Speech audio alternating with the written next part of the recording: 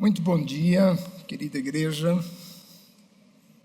É um privilégio para mim estar aqui e, mais uma vez, compartilhar com vocês o resultado de estudos e reflexões a respeito de profecia bíblica. E, para esse ano, eu escolhi uma abordagem um tanto inédita e eu quero falar sobre a malíssima trindade. E nessas 3 mensagens vai ser isso daí mais ou menos o fio de tudo que nós vamos falar, que é Satanás, o anticristo e o falso profeta. Mas a formação dessa tríade do mal trata-se da última tentativa das forças malignas na sua luta contra Deus e o seu Cristo. Por isso que o título dessa mensagem, ou dessa série, é Os Últimos Suspiros do Mal. Isso é um pouco da influência dos meus netos, que cada vez que eles vêm em casa, eles me fazem passar por uma maratona de Star Wars. Então, eles perguntaram o que eu ia pregar e sugeriram alguns títulos e alguns deles vão estar aí, vocês vão ver isso aí. Então, bem-vindos à Maratona Memorial. Muito bem. Os últimos suspiros do mal. Por que nós estamos falando sobre isso? Primeiro, para dar uma base bíblica segura quanto ao nosso futuro. Nós precisamos saber, pelo menos o mínimo, a respeito do que vai acontecer no futuro, para estarmos certos da nossa fé, da nossa esperança e descansados que nós estamos do lado certo da história e que finalmente Deus e todo o seu projeto de graça e de amor vai vencer sobre todo o império do mal. Eu também estou preocupado, dedicado em dar dicas para preparar a igreja para o que vem pela frente, desde agora, da maneira como nós estamos vivendo. E a mensagem de hoje, o primeiro tema desta série, Os Últimos Suspiros do Mal, é o ninho da serpente. Vamos tratar sobre a sua origem e o seu caráter. Por que o ninho da serpente? O ninho é esse contexto, aonde nasceu, aonde cresceu, aonde se alimenta, para onde volta. O que é esse ninho, esse contexto dessa serpente? A ideia é tratar da origem, da natureza e da estratégia de Satanás em lutar e tentar vencer Deus e as suas forças. Nós vamos perceber que desde o início, Satanás não tem poder nenhum de lutar contra Deus. A única coisa que ele tem é a concessão do mal a serviço do projeto de Deus. Portanto, dentro dos seus limites, tudo que ele pode fazer é uma mera imitação de Deus e do seu poder.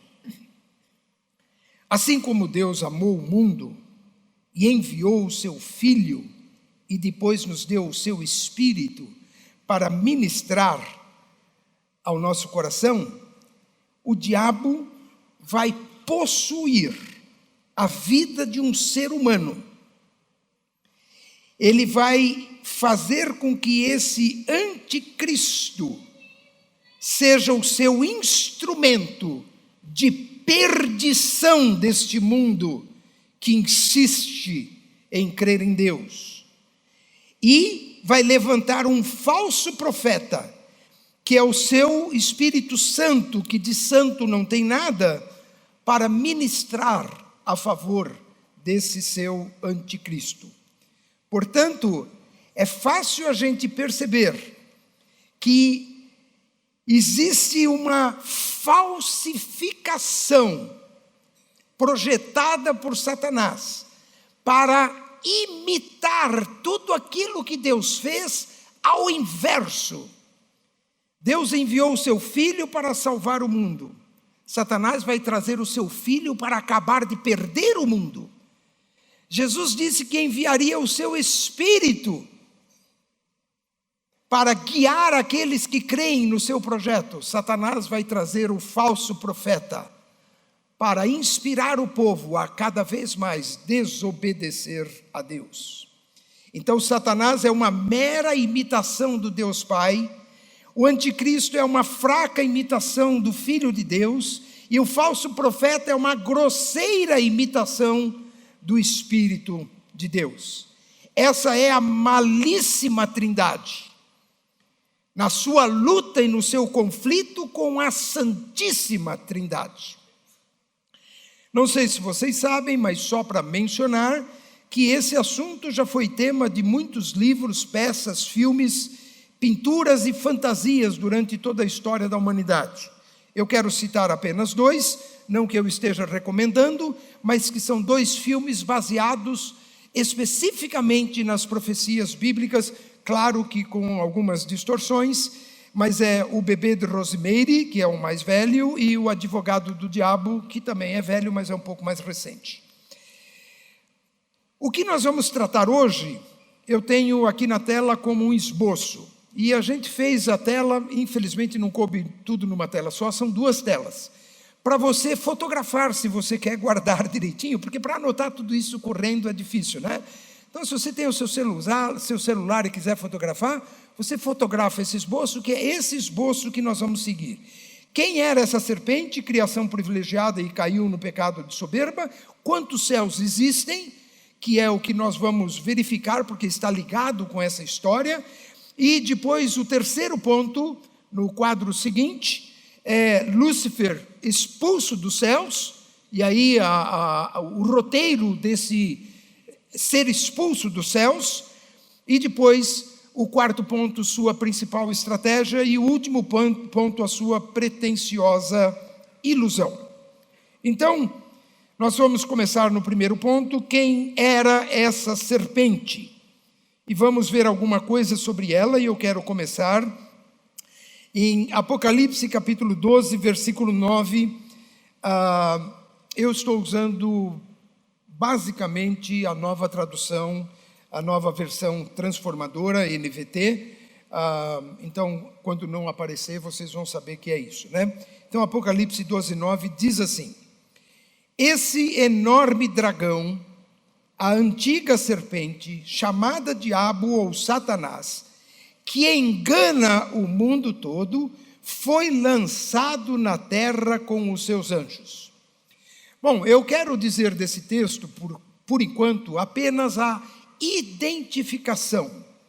A identificação sobre o seu nome, codinome, apelido. Esse daí é o coisa ruim, esse daí é tudo que a gente sabe sobre o diabo e Satanás. E a Bíblia identifica ele citando todas essas variáveis. É para ninguém errar. Então nós não estamos falando sobre uma mitologia cristã. Isso daqui não é uma fantasia, isso não é uma ficção. Na verdade, toda ficção que é baseada nisso imita a realidade, que é aquilo que a Bíblia ensina. Então nós não estamos falando de profecia como sinônimo de ficção. Então em Apocalipse, lá no capítulo 12, ele identifica quem é o nosso inimigo. Ele identifica quem tem esse projeto do mal, identifica quem dirige esse império do mal. E ele diz que é um dragão, que é a antiga serpente desde lá do Éden, que é o diabo que tentou a Cristo e que é Satanás, como a gente conhece. Muito bem, a respeito da origem dessa criatura, lá em Ezequiel capítulo 28, nós vamos ler versículos 13 até 15. E aqui eu estou colocando na Almeida Revista e Corrigida. Então, vocês podem acompanhar na tela esse texto, na sua Bíblia, no seu celular. Estavas no Éden, jardim de Deus. Toda pedra preciosa era a tua cobertura, e sardônia, o topázio, o diamante, a turquesa, o ônix, o jaspe, safira, carbúnculo, esmeralda e ouro. A obra dos teus tambores, a sua percussão, sua bateria particular lá, a obra dos seus tambores e dos seus pífaros. Pífaro é uma flauta muito antiga, talvez a mais antiga que existe, uma flauta transversal de 6 furos, que dava um som bastante agudo e bastante forte, bastante dominante, vamos dizer assim. Então, tambores e pífaros estavas em ti, no dia em que foste criado, eles foram preparados. Então, ele era uma espécie de músico do céu, ou de tocador de instrumentos, criador de instrumentos e talvez o regente da orquestra celestial lá. Tu eras o querubim ungido para proteger, esse era o propósito, a missão desse querubim. E te estabeleci, ele foi colocado por Deus como esse querubim ungido com a missão de proteger. No monte santo de Deus estavas, no meio das pedras afogueadas andavas. Perfeito eras nos teus caminhos, desde o dia em que foste criado, até que se achou a iniquidade em ti. Ele era um querubim especial. A palavra Lúcifer, o seu nome, era a respeito do seu brilho, que era o brilho de muitas pedras preciosas, como o texto mesmo diz. E ele estava envolvido, inclusive, no movimento de adoração e de louvor a Deus. Mas ele caiu no pecado da soberba. Pecado da soberba. E isso é o que diz o versículo 15 do texto último que a gente leu.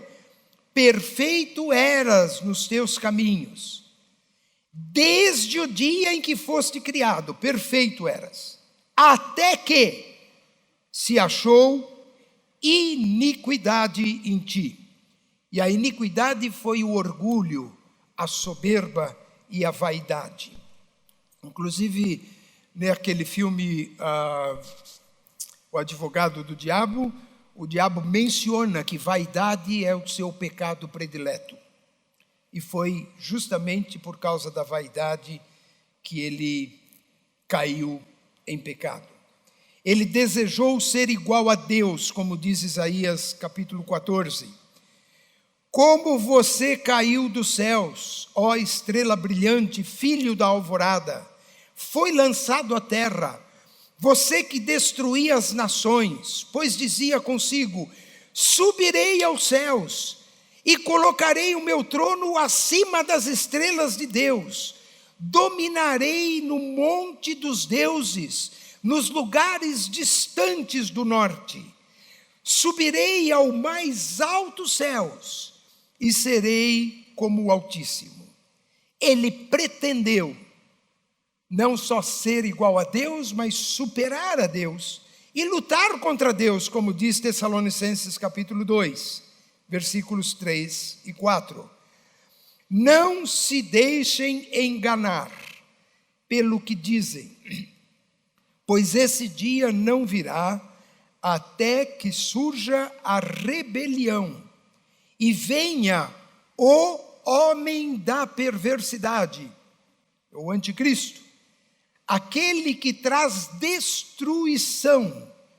Ele se exaltará e se oporá a tudo que o povo chama de Deus e a todo objeto de culto, até se sentará no templo de Deus e se fará passar por Deus.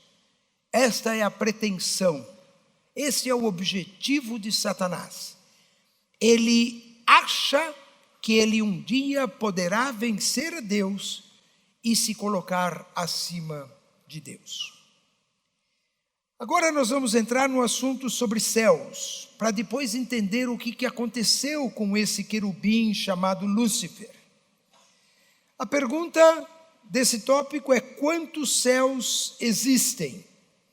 E eu quero apenas mencionar 3 céus e um outro que não é chamado de céu, mas fala sobre lugares celestiais, que é a habitação de Deus. Primeiro céu, segundo céu e terceiro céu. Também quero dizer que há um conceito mais ou menos universal de muitas religiões que falam sobre 7 céus.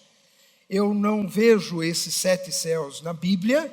A própria tradição judaica do Talmud diz que existem 7 céus. Mas nós vamos ver apenas os 3 céus que estão claramente colocados na Bíblia e que a gente não precisa de interpretação para saber que realmente eles existem. Antes disso, uma visão geral sobre céu.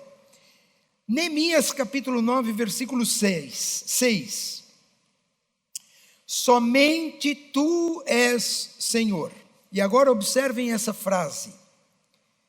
Fizeste o céu e os céus além do céu. Então é evidente que existe um céu e que existem outros céus, e se está no plural são pelo menos 2, então se existe o primeiro e além desse existe mais 2, então existe pelo menos 3, que é exatamente o que eu estou propondo para os irmãos. Fizeste o céu e os céus além do céu, e todas as estrelas. Fizeste a terra, os mares e tudo o que neles há. Preservas todos os seres com vida, e o exército dos céus te presta adoração. E aí se fala de anjos, querubins, serafins e tal, exércitos dos céus que adoram a Deus.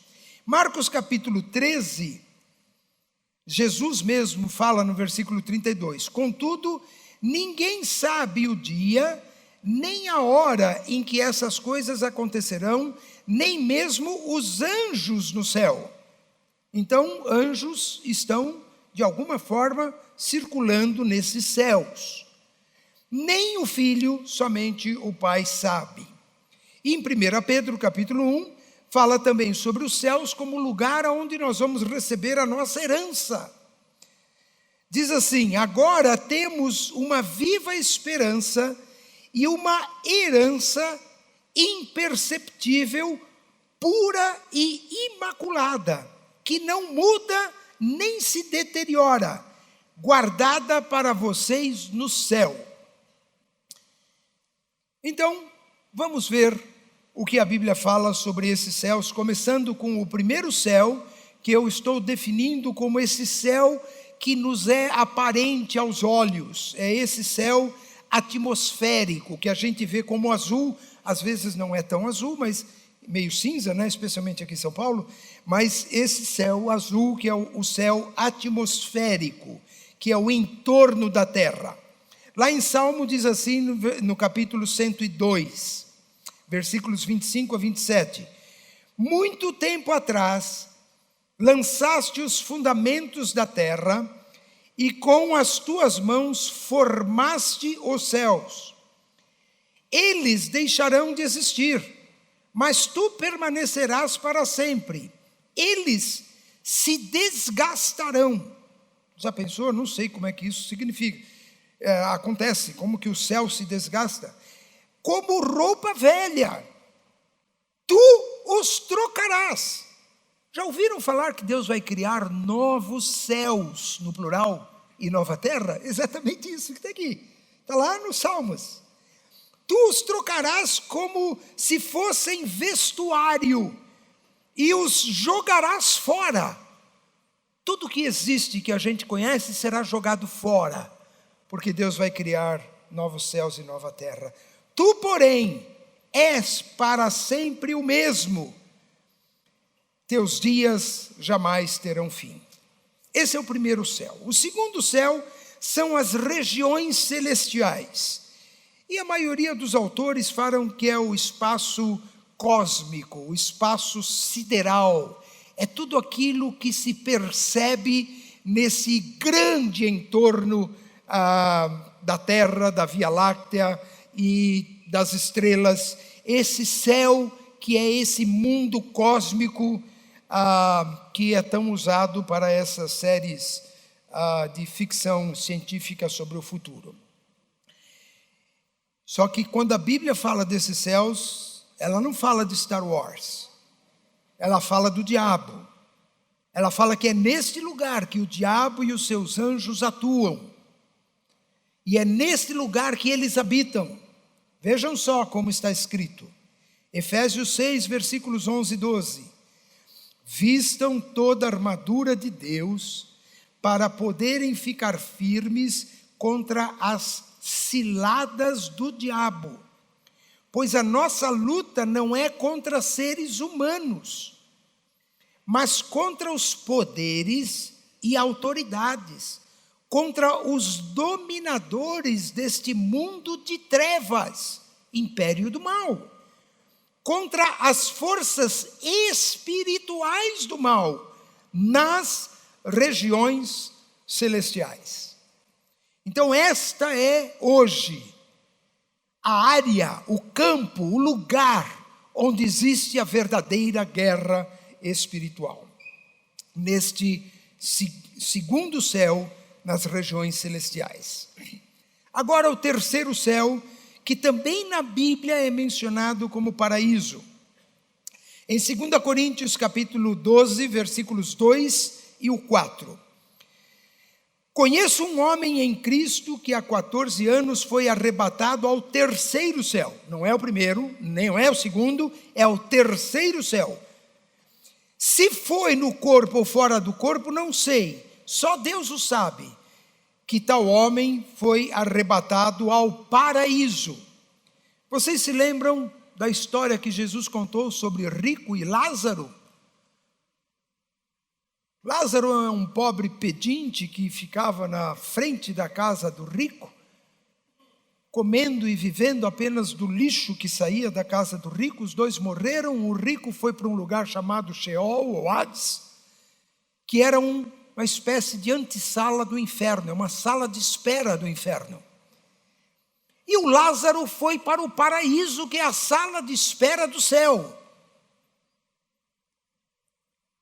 E Paulo aparentemente está falando dele mesmo aqui em 2 Coríntios capítulo 12, e Deus deu o privilégio de ele ser arrebatado até o paraíso, para que ele visse lá, aonde já estava Abraão, e aonde ele viu aquilo que acontecia naquele lugar. Esse é o terceiro céu.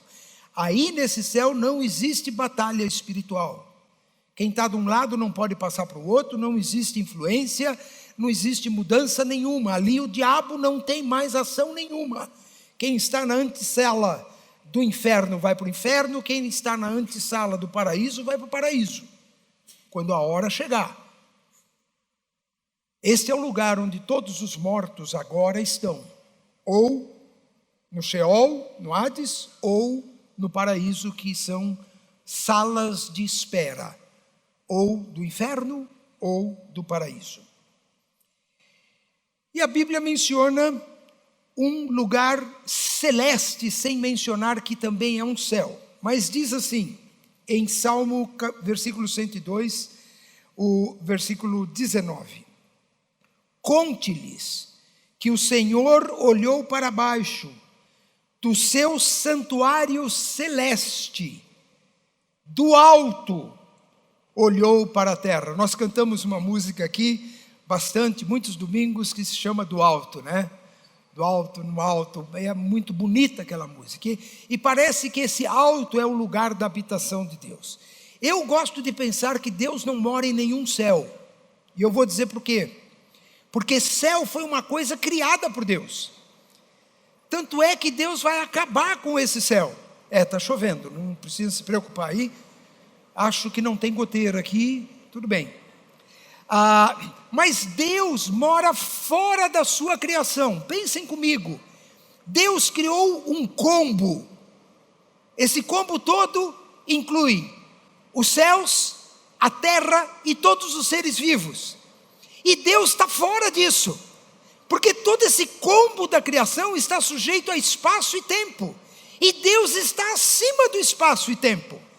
Então a moradia de Deus é acima de todos os céus, um lugar que não vai mudar. Esse céu de Deus não vai estragar, esse Ele não vai criar de novo. Eu estou chamando de céu, mas não sei nem como é que é, esse alto, esse lugar que Deus habita no norte, né? Como Ele diz aqui no seu santuário, Ele olhou para a terra. Então este para mim é o mais alto dos céus, se a gente pode chamar assim. Muito bem, vamos ao terceiro ponto, onde a gente vai tratar de como Lúcifer foi expulso dos céus. E eu coloco isso no plural, pode colocar essa parte do esboço aí, a terceira parte. Lúcifer foi expulso dos céus. Foi expulso dos céus para as regiões celestes. Então, do céu lá de Deus para as regiões celestes. Foi expulso das regiões celestes para a terra. Foi expulso da terra para o abismo. E depois de um tempo em que ele vai agir de novo na terra, ele vai ser expulso para o lago de fogo e enxofre. Então Satanás, a antiga serpente, Lúcifer, o diabo, o currículo dele é só de cima para baixo. Desde que ele foi criado como um querubim de Deus, ele vem sendo expulso de um degrau para outro abaixo. Um ou outro, ele não há nenhuma expectativa, não há nenhuma possibilidade de que ele tenha vitória em qualquer das suas guerras. Deus é o vencedor sobre tudo e sobre todos sempre, amém?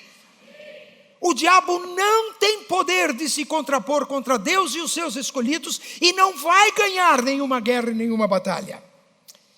Isso é o que a Bíblia diz. Vamos ver, por exemplo, lá em Ezequiel 28, quando ele foi expulso dessas regiões celestiais, e foi expulso dos céus para as regiões celestiais. Seu rico comércio o levou à violência e você pecou. Por isso,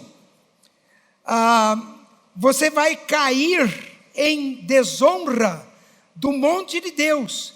Eu o expulsei, eu o bani, que disse ali antes, eu o expulsei, ó querubim guardião, que era o que ele era, do seu lugar entre as pedras cintilantes. Seu coração se encheu de orgulho por causa da sua beleza, e sua sabedoria se corrompeu por causa do seu esplendor. Então ele foi expulso da presença de Deus como anjo, querubim, que ordenava e dirigia a adoração e os cânticos em louvor a Deus. Ele foi expulso daquele lugar, não houve mais lugar para ele, e ele foi então enviado para as regiões celestes, que é justamente esse mundo cósmico que compõe o universo todo. Isso está lá em Apocalipse capítulo 12, versículos 7 a 9. Houve guerra no céu, este céu. Miguel e seus anjos lutaram contra o dragão e seus anjos. Essa aí é onde ocorre a batalha espiritual, este segundo céu. O dragão perdeu a batalha. Olha como diz, o dragão perdeu a batalha. E ele e seus anjos foram expulsos desse segundo céu. Eles já tinham sido expulsos da presença de Deus.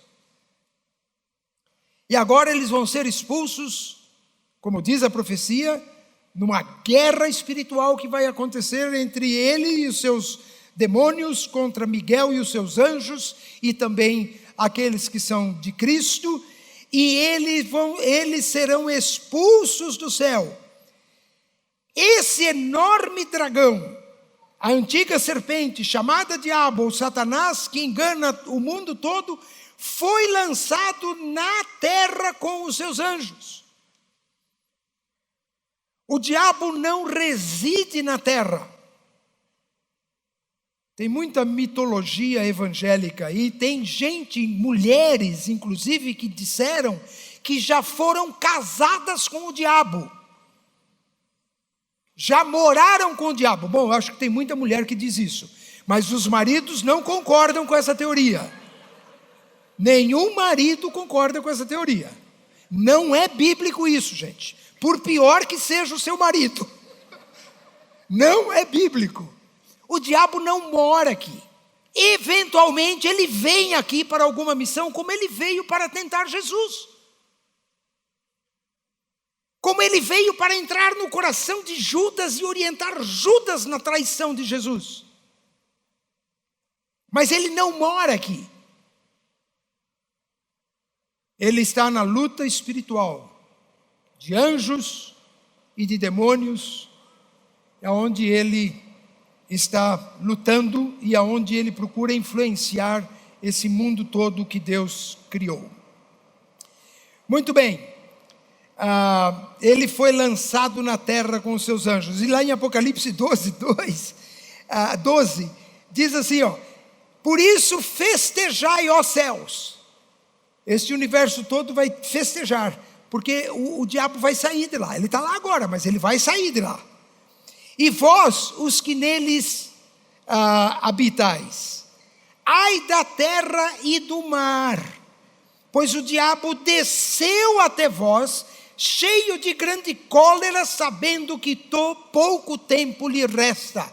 O diabo virá sim para esta terra, virá morar nesta terra, virá para tentar reinar nesta terra, para ganhar a guerra dentro desse contexto material e físico, que é onde nós vivemos de carne e sangue. Só que desta terra ele vai ser vencido e vai ser jogado no abismo. Está lá em Apocalipse capítulo 20. Nós vamos ver isso depois no terceiro domingo, mas só uma passadinha aqui. Então vi um anjo descer do céu, trazendo na mão a chave do abismo e uma grande corrente. E ele prendeu o dragão, a antiga serpente, que é o diabo, Satanás, e o acorrentou por 1000 anos. O anjo o lançou no abismo, e fechou, e pôs um lacre na porta, de modo que ele não pudesse mais enganar as nações, até que se terminasse os 1000 anos. Depois disso é necessário que ele seja solto por um pouco de tempo. Então ele nem na terra não vai ficar. Ele vai sair da terra e vai para esse abismo, para este lugar dos mortos. Porque Cristo vai vencê-lo e ele será amarrado, será preso, acorrentado neste abismo fechado com lacre, de onde não poderá sair e exercer mais o seu poder. E na última rebelião, lá no fim de Apocalipse, quando fala que Deus vai destruir tudo que existe, criar novos céus e nova terra, diz o que vai acontecer com o diabo, nesse processo de destruição de tudo, que é, sim, a última luta, aonde Deus, com um estalar de dedo, com um piscar de olhos, com o sopro da sua boca, como diz a Bíblia, vencerá o diabo e o lançará definitivamente no inferno. Apocalipse capítulo 20, versículo 7 e depois o versículo 10. Quando terminarem os 1000 anos, Satanás será solto da prisão. O diabo que os havia enganado foi lançado no lago de fogo e que arde e enxofre, onde já estavam a besta, que é o anticristo, e o falso profeta. Eles estavam lá, ficaram lá junto com o diabo foi solto um pouco, mas eles ficaram. O diabo vai ser lançado com aquele inferno no lago de fogo e enxofre, junto com a besta e o falso profeta. Ali serão atormentados dia e noite para todo o sempre. E aqui de novo, queridos irmãos, vamos tirar essas mitologias que existem de que o diabo pode vencer a Deus. E isso nos leva justamente para ver qual é a sua estratégia e qual é a sua ilusão. Vamos ver primeiro a sua principal estratégia, que é o nosso ponto 4. Diz assim no capítulo 8, versículo 44 do Evangelho de João: pois são filhos do seu pai, o diabo. Está falando de todas as pessoas que não creem em Deus e que são, sem saber, seguidoras desta mentira do diabo, que é que Deus não existe e você pode viver do jeito que você quiser. São filhos do seu pai, o diabo, e gostam de fazer as coisas perversas que ele deseja. Ele foi assassino desde o princípio, sempre odiou a verdade, e não há verdade alguma nele. Quando ele mente, ele age de acordo com o seu caráter, pois é mentiroso e o pai da mentira. Esse é Satanás, mentiroso e o pai da mentira. Vamos passar para o quinto ponto, que trata da sua ilusão.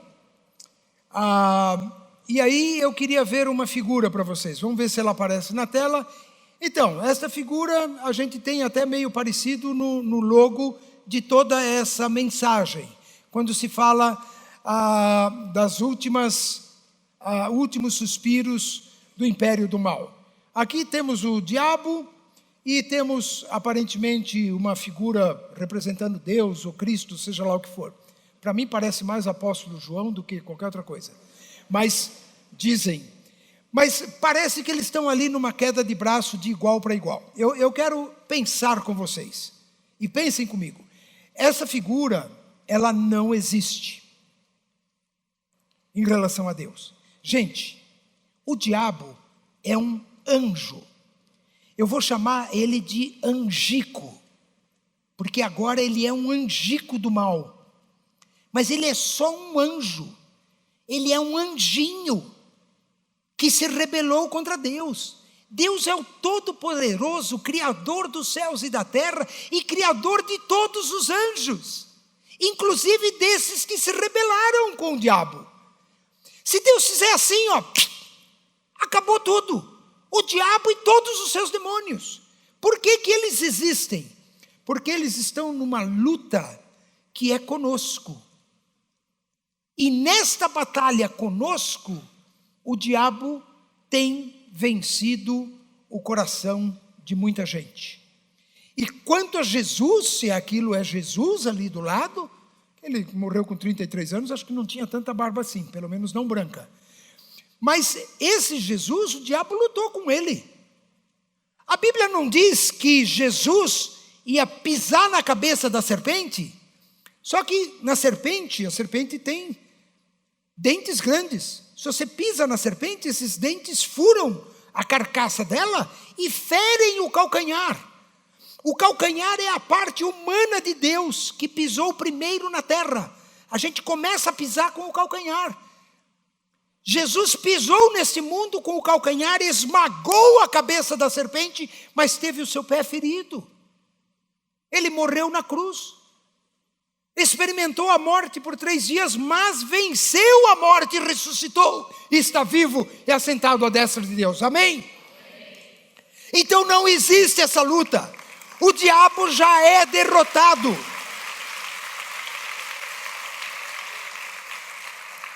2 Tessalonicenses capítulo 2, versículo 4.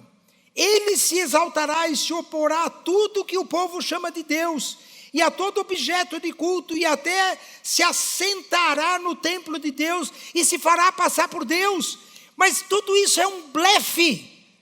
Cada degrau para baixo ele está tentando de novo vencer a Deus, mas ele sempre perde a mesma luta. Ele sempre perde na sua luta com Deus e vai perder para sempre depois no final. E Apocalipse 20, quando diz que ele vai enganar as nações, diz que quando terminarem os 1000 anos será solto da prisão para enganar as nações, Gog e Magog e todas as extremidades da terra, ele os reunirá para a batalha. Um exército poderoso, incontável como a areia da praia. Nós vamos ver isso, não sei se vai ser domingo que vem ou outro, mas nós vamos ver isso, desta luta final. O povo ateu, o ser humano que não crê em Deus, ele vai persistir em lutar contra Deus até o fim. E quando o diabo sair daquela prisão, ele ainda vai reunir um exército incontável para lutar de novo contra Deus. Mas o que vai acontecer? Subiram pela vasta planície da terra e cercaram o acampamento do povo santo e a cidade amada. Mas fogo desceu do céu e os consumiu. O diabo que os havia enganado foi lançado no lago de fogo que arde em enxofre, é onde estava a besta, o falso profeta, e ali serão atormentados de dia e de noite para todo sempre. Outra coisa mitológica e falsa e mentirosa, de que o diabo é o rei do inferno, que o diabo vai ficar cutucando todo mundo com aquele tridente afiado, pontudo, e rindo de todo mundo. Coisa nenhuma. O diabo vai ficar sofrendo com ranger de dentes. Ele vai sofrer a eternidade toda. Ele vai receber o castigo da ira de Deus. Ele vai ser a primeira vítima de todo o pecado que ele semeou. E não haverá prazer e alegria nenhuma para ele, nem para o anticristo e nem para o falso profeta.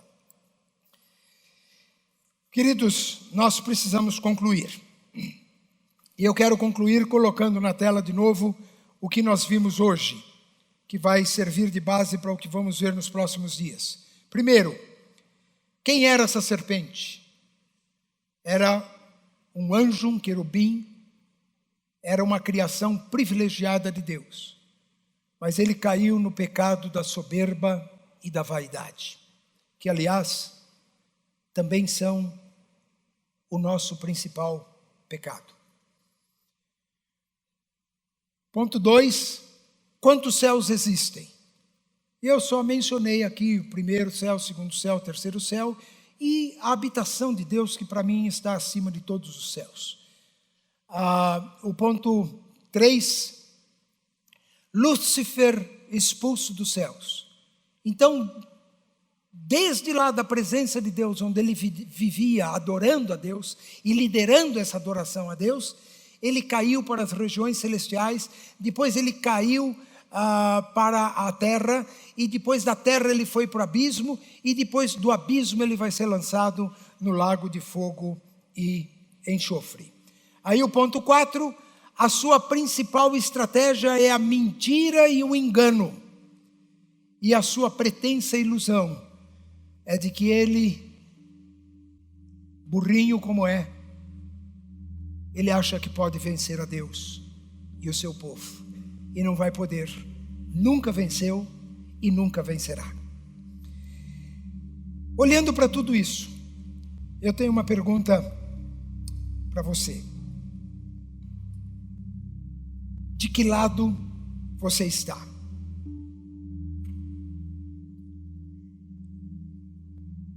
Todos nós aqui estamos e estaremos, ou de um lado ou do outro.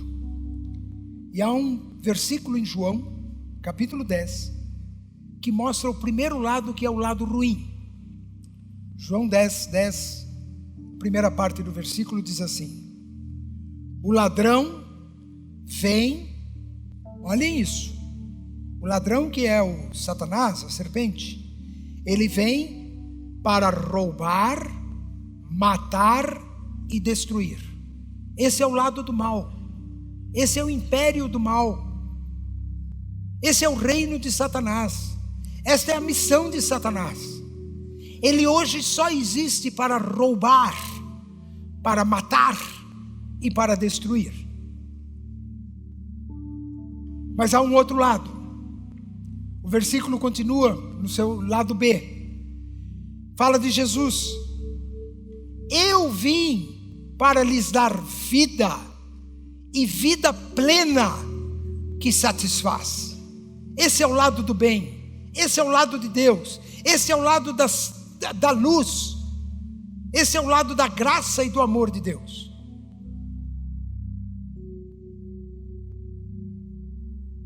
De que lado você está. Porque o lado onde você está agora, talvez vai ser o lado onde você estará para sempre. Do lado do príncipe das trevas ou do lado do príncipe da paz e da graça?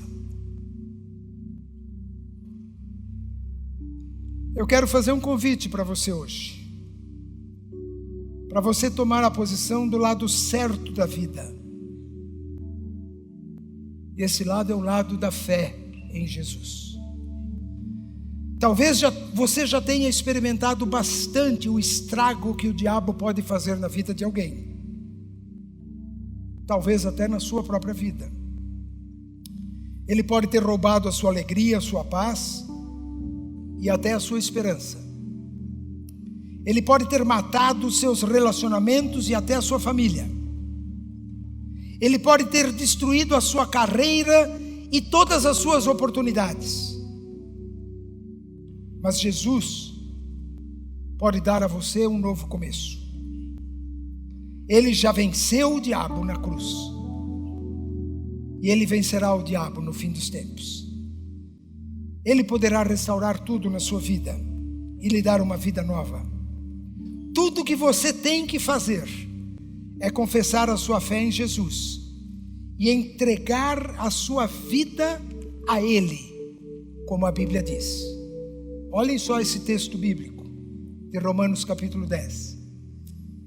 Se você declarar com a sua boca que Jesus é o Senhor, e crer em seu coração que Deus o ressuscitou dos mortos, será salvo. Pois é crendo de coração que você é declarado justo, e é declarando com a sua boca que você é salvo.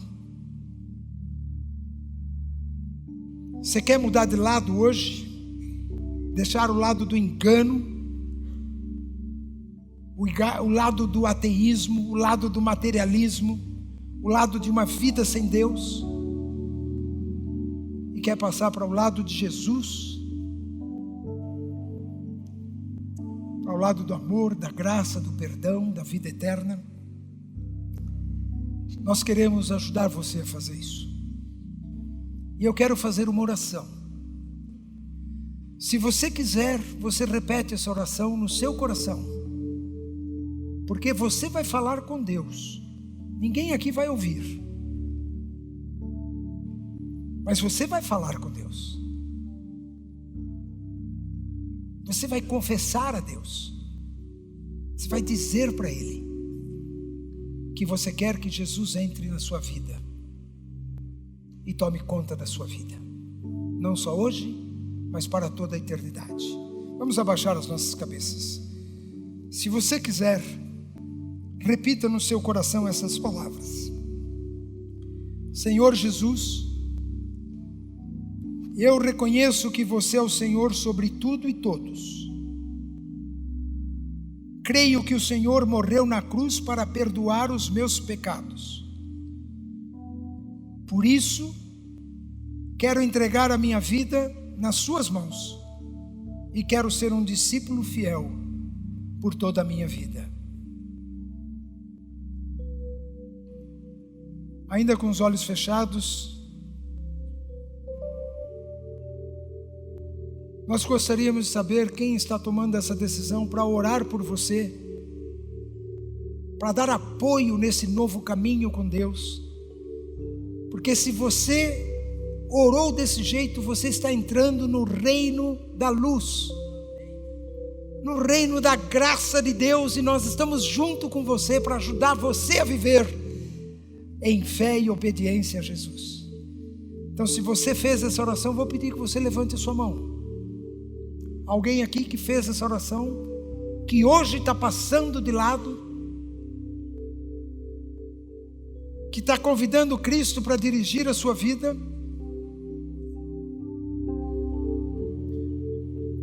Eu não estou vendo ninguém. Se tem alguém, levanta com a mão bem alta, por gentileza. Muito bem. Tem alguém aqui. Tá bom, tudo bem. Tem outra pessoa aqui também que já vai falar. Vamos ficar em pé? Eu vou convidar vocês que levantaram a mão. Desculpa esse incômodo, mas vem aqui à frente e eu vou dizer por quê. Nós queremos, como igreja, orar por você e abençoar a sua vida. E nós queremos dar uma Bíblia para você e queremos pessoalmente orar com você. Então não perca esta oportunidade. Nós queremos ajudar você nesse novo começo com Deus. Chegue aqui à frente, por favor. Aí, Luiz. Chega aqui. Tem mais alguém vindo aqui? Por favor.